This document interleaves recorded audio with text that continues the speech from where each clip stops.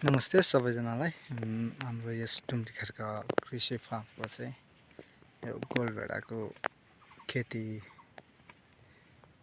अन्तर्गत चाहिँ यहाँ तपाईँहरू देख्न सक्नुहुन्छ यो फेदमा धेरै झार पलाएको अवस्था छ र यो जुन हामीले काँक्रो दिएको छौँ त्यो पनि बिग्रिसकेको अवस्था छ। यसलाई चाहिँ अब व्यवस्थापन गर्नको लागि चाहिँ हामी खटिरहेका छौँ। यो जुन बोर्ड देखिरहनु भएको छ यो हामीले लगभग फर्स्ट पहिलो फलहरू चाहिँ बेचिसकेको अवस्था छ। जस्तै एउटा, दुईटा, तिनटा, लगभग तिनटा झुप्पा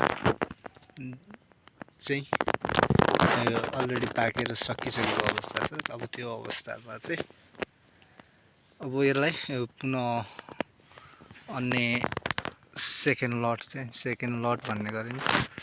सेकेन्ड झुप्पा चाहिँ फलिरहेको अवस्था। अब यसलाई चाहिँ कसरी बचाउन सकिन्छ भनेर चाहिँ हामी लागि परेका छौँ। अब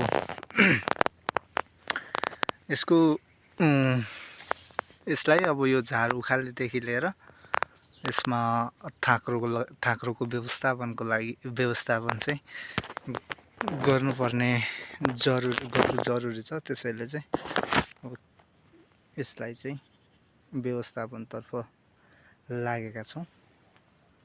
जुन यो फलहरू फलिरहेको छ, यो जुन हरियो फलहरू देखिरहनु भएको छ तपाईँहरूले, यो फल चाहिँ हाम्रो अब सेकेन्ड लट भनेर बुझ्छौँ हामीले। अब यसको तल लगभग 3 देखि 4 झुप्पा चाहिँ अलरेडी सेल भइसकेको अवस्था।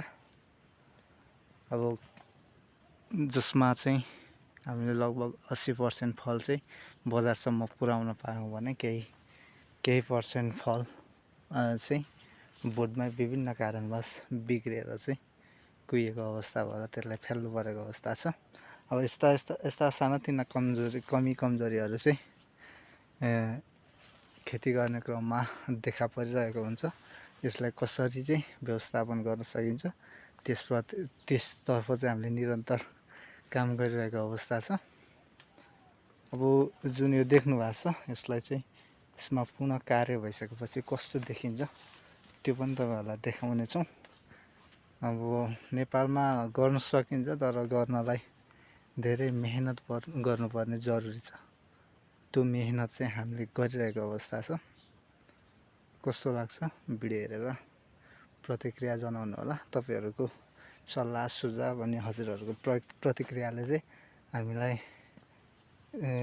काम गर्न अझ धेरै जोस र जाँगर दिलाउँछ। जसका कारण चाहिँ आज हामी यो भिडियो बनाएर चाहिँ तपाईँहरूमाझ राख्न कोसिस गरिरहेका छौँ। अब यो बिग्रेको पातको साथसाथै चाहिँ हामी यो भुइँको फेदमा भएको घाँसहरू चाहिँ सर उखाल्नु पर्ने हुन्छ। अब यसलाई एकचोटि घाँस उखालिसकेपछि अनि कटिङ गरिसकेपछि चाहिँ भोलि एकपल्ट यसलाई सर पानी हाल्नुपर्ने र सिँचाइ गर्नुपर्ने, साथै केही समयपछि आवश्यकता अनुसार मल पनि हाल्नुपर्ने हुनसक्छ। आवश्यकता अनुसार अब बिरुवाको बढ्ने कुन हिसाबले चाहिँ बिरुवाले वृद्धि विकास गर्न सक्छ, यदि उचित हिसाबमा वृद्धि विकास नभएको खण्डमा चाहिँ हामी यसलाई पुनः केही मात्रामा चाहिँ मल खारेर हालेर चाहिँ यसलाई खानाको व्यवस्था गर्ने चाहिँ कोसिस गर्नेछौँ।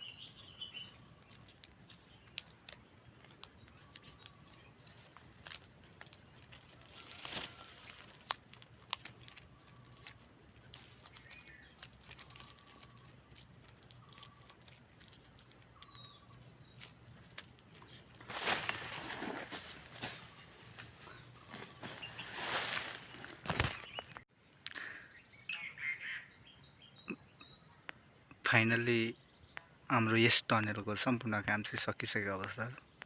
यो झारहरू मोटामोटी ठुल्ठुलो कुलेसोमा केही रहे तापनि हामीले यो जुन बोर्डको फेदमा छ त्यो भएको त्यसको चाहिँ सबै झारहरू उखालेर यो अनावश्यक पातहरू काटेर अनि यो थाँक्रा जुन झुलिएको अवस्थामा थियो त्यसलाई थोरै मर्मत सम्मार गरेर चाहिँ भ्याइसकेका छौँ।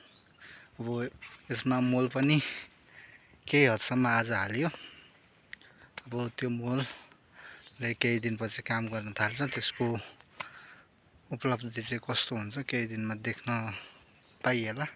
र अब भोलि या पर्सिमा चाहिँ यहाँ एकपल्ट सिँचाइ चाहिँ गर्नुपर्ने भएकोले भोलि या पर्सिमा सिँचाइ गरिन्छ।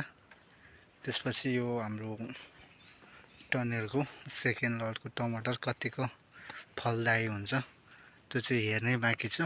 किनकि योभन्दा अगाडि चाहिँ हामीले फर्स्ट लट बेचिसकेपछि कुनै पनि बोटबाट चाहिँ सेकेन्ड लट फलेको फलहरू चाहिँ बेचेको छैन। अब यो टनेलमा चाहिँ हामी अब सेकेन्ड लट पनि उत्पादन गर्न सक्छौँ कि भनेर चाहिँ केही प्रयासहरू गरेका छौँ। अब यदि त्यो सफल भयो भने सेकेन्ड लटमा पनि केही हदसम्म उत्पादन लिएर हामी बेच्नेछौँ भन्ने आशा राख्दछौँ।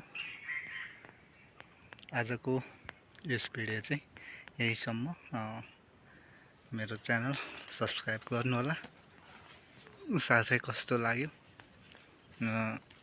सल्लाह सुझाव दिन चाहनुहुन्छ भने कृपया कमेन्टमा सल्लाह सुझाव गर्न सक्नुहुन्छ। तपाईँहरूको कमेन्टले चाहिँ हामीलाई अझ काम गर्नलाई हौसला मिल्छ, साथै नजानेको कुराहरू जान्न पाइन्छ भन्दै आजको यस भिडियोबाट चाहिँ बिदा हुन चाहन्छु।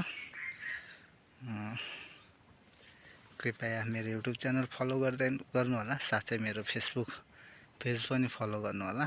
यसमा चाहिँ हाम्रो फार्मको सम्पूर्ण कार्यहरू चाहिँ तपाईँहरूलाई झलक देखाइरहने जमर्को या कोसिस गर्नेछु काम र समयले भ्याएसम्म भन्दै आजको यस भिडियोबाट बिदा हुन चाहन्छु।